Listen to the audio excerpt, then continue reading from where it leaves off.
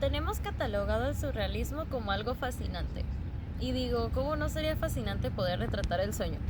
Aunque el surrealismo surge en Francia y en la literatura de la mano del señor André Breton y todo su clan de amigos, eso no fue una excusa para que este movimiento se repartiera a lo largo del mundo.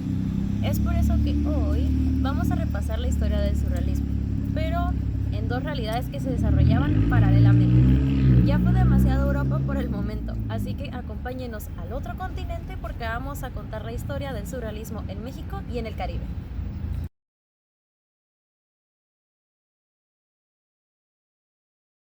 Así que contexto. Como para todas las cosas, primero necesitamos un contexto, así que chismecito histórico. Para México, el contexto nos remonta a la lucha por la revolución, allá por un lejano 1910. Recordemos que además de querer derrocar la dictadura de Porfirio Díaz, también se buscaba la lucha por algunas demandas sociales, como lo era la educación, una reforma agraria y más derechos laborales. Algo inevitable que trajo consigo la revolución fue el profundo cuestionamiento de las jerarquías sociales y económicas. Además de esto, se visibilizó a la clase trabajadora y campesina. Esto fue lo que le permitió a los artistas explorar diversos temas como lo son de lucha y resistencia. En cuanto a música y literatura, tenemos a figuras como José Vasconcelos o Manuel Gómez, quienes promovieron una nueva visión cultural. Esto inspiró a muchos escritores y músicos a desarrollar obras donde reflejan la realidad social. Como menciones honoríficas tenemos A continuación, mención a las tres piezas que más fueron de mi agrado. Claro que sí. En primer lugar tenemos a El hombre, el cruce de caminos de Diego Rivera. Aquí tenemos un close-up, como que no. En segundo tenemos a Siqueiros con La nueva democracia. También su respectivo close-up, además de un boceto del artista. Y ya por último tenemos a Prometeo de el grandioso José Orozco. Y claro que sí, aquí está su close-up. En cuanto a economía, la Gran Depresión de 1929 también afectó a la economía mexicana. Esto trajo consigo una gran desigualdad social y fueron muchos los artistas los que sintieron esta crisis, reflejándola en sus obras. Y a medida de que esto se iba haciendo más evidente, comenzaron a experimentar con el surrealismo, pero eso lo veremos más adelante.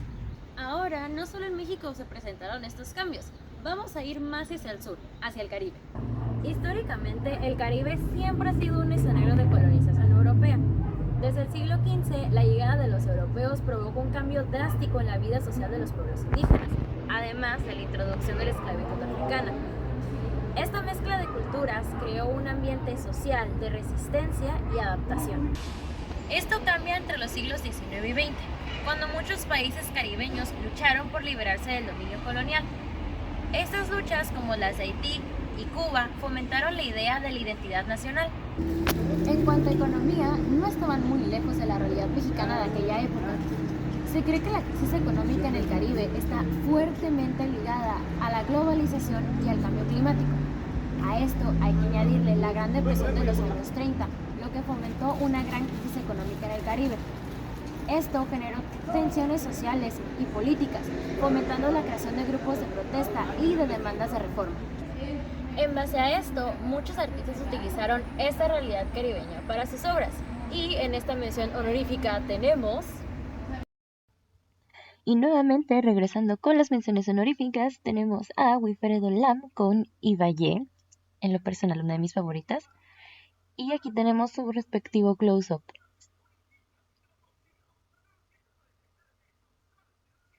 Como segunda mención tenemos a Osvaldo Guayasamín con La familia. Igualmente aquí vemos más de cerca la obra, su merecido close-up.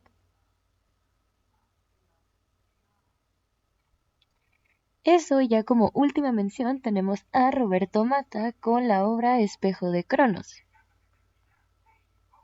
Personalmente también me agrada, los colores son muy lindos y aquí tenemos también su respectivo close-up para verla más de cerca. En términos generales, México y el Caribe comparten un carácter en común, la fusión de tradiciones. No es misterio que México y el Caribe, con la llegada de la colonización, enfrentaron una rica diversidad de culturas, lo que se traduce en mitos, leyendas y expresiones artísticas.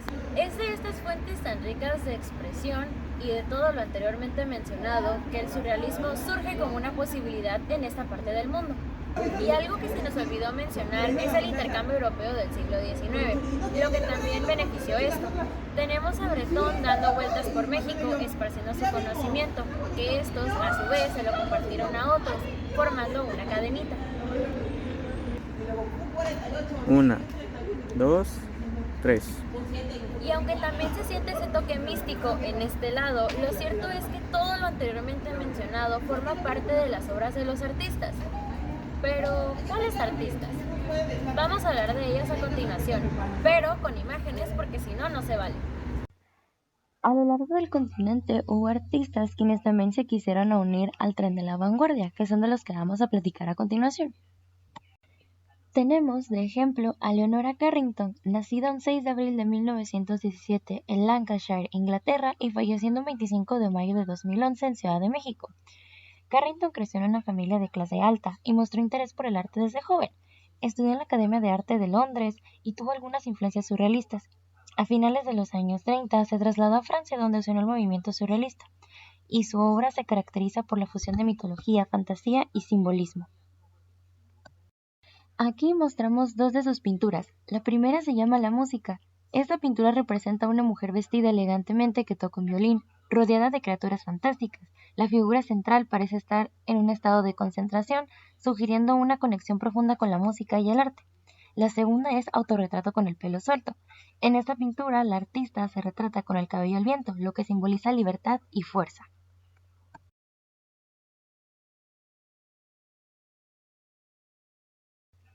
Aquí tenemos a Remedios Varo, nacida un 16 de diciembre de 1908 en Agles, España, y falleciendo el 8 de octubre de 1961 en Ciudad de México.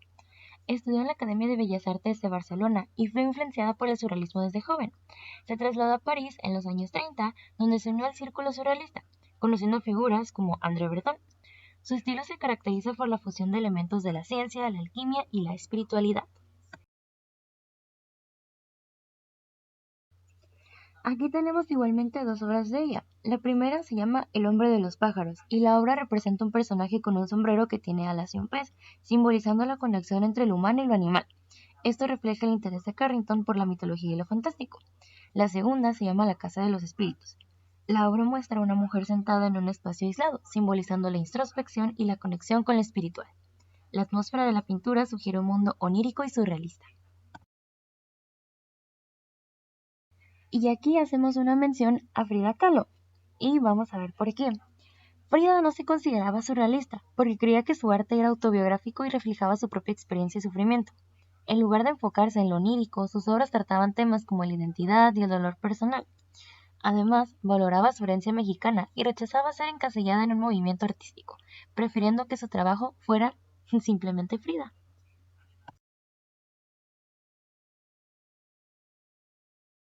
Igualmente hacemos mención a las pinturas de Frida. En la primera tenemos la llamada Diego y yo.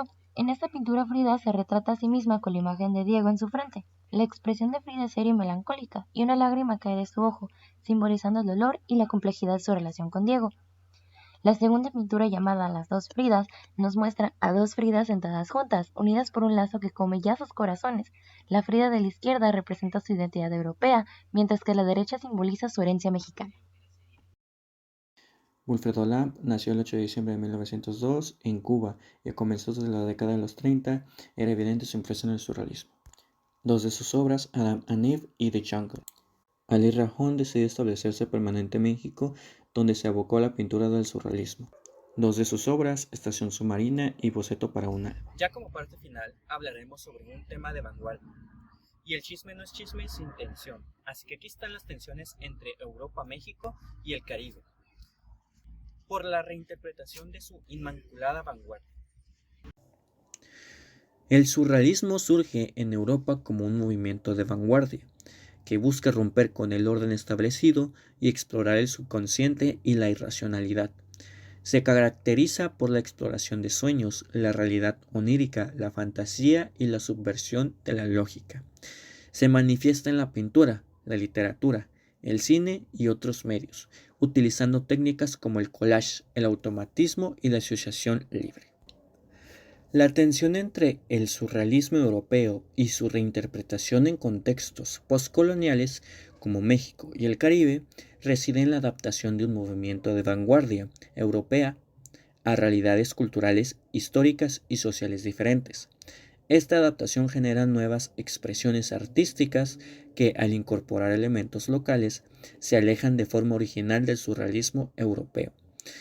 En los contextos postcoloniales, el surrealismo se enfrenta a una rica diversidad cultural que busca expresar identidades locales y experiencias de colonialismo y resistencia, lo que a menudo difiere de la visión surrealista europea que se centra en la exploración del subconsciente y lo irracional.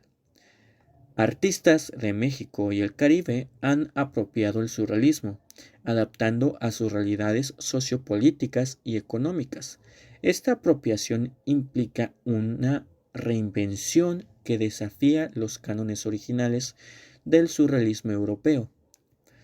La reinterpretación surrealista en estos contextos es también un acto de descolonización, donde se reivindican las voces y las historias locales, cuestionando la hegemonía cultural del surrealismo europeo. Existe una lucha constante por la autenticidad en la representación artística, donde los artistas postcoloniales deben equilibrar la influencia surrealista con su propia herencia cultural y realidades contemporáneas.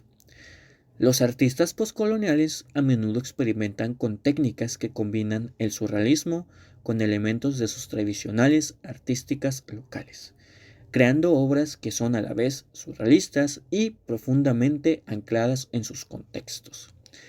A través de su arte, los surrealistas postcoloniales desafían y reinterpretan las narrativas coloniales, creando un diálogo que busca visibilizar las luchas contemporáneas de sus comunidades. En México y el Caribe, el surrealismo se adapta a la realidad postcolonial, incorporando elementos de la cultura precolombina, el folclore, la mitología y la historia local. En México, artistas como Remedios Varos y Leonora Carrington mezclan elementos surrealistas con símbolos precolombinos y temas de alquimia, tarot y astrología. En el Caribe se utiliza para expresar la experiencia de la opresión, la resistencia y la búsqueda de libertad.